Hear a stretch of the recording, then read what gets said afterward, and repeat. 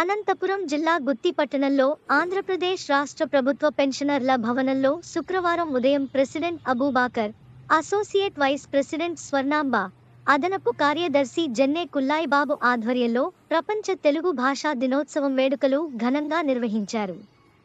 ముందుగా తెలుగు తల్లి చిత్రపటానికి అసోసియేట్ వైస్ ప్రెసిడెంట్ స్వర్ణాంబ, అదనపు కార్యదర్శి జెన్నె కుల్లాయి బాబు పూల మాల వేసి నివాళులర్పించారు. అదనపు కార్యదర్శి జెన్నె కుల్లాయి బాబు, వైస్ ప్రెసిడెంట్ స్వర్ణాంబ మాట్లాడుతూ, ప్రపంచంలో అన్ని భాషలు గొప్పవే కానీ అన్నిటికంటే మాతృభాష గొప్పది. మనము గౌరవించాలి. మాతృభాష కోసం నలుగురు బెంగాలీ యువకులు ప్రాణాలర్పించిన ఫిబ్రవరి 21వ తేదీని ఐక్యరాజ్య సమితి అంతర్జాతీయ మాతృభాషా దినోత్సవంగా ప్రకటించినది.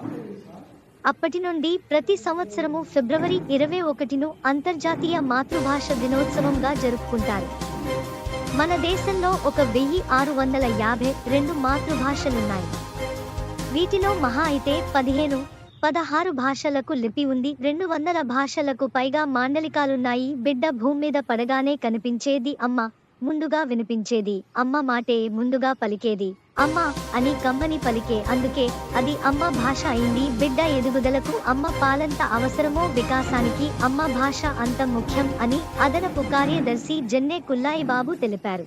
ఈ కార్యక్రమంలో president Abubakar, vice president Swarnamba, అదనపు కార్యదర్శి Jenne Kullayi Babu, secretary Ram Mohan, joint secretary Lakshmi Narayana Reddy, Shaikshavali, Samuel, Narayana Reddy, Venkatesh, Madduleti, Chennareddy, Narayana Shetty, Devadas, Madduleti మొదలగు వారు పాల్గొన్నారు.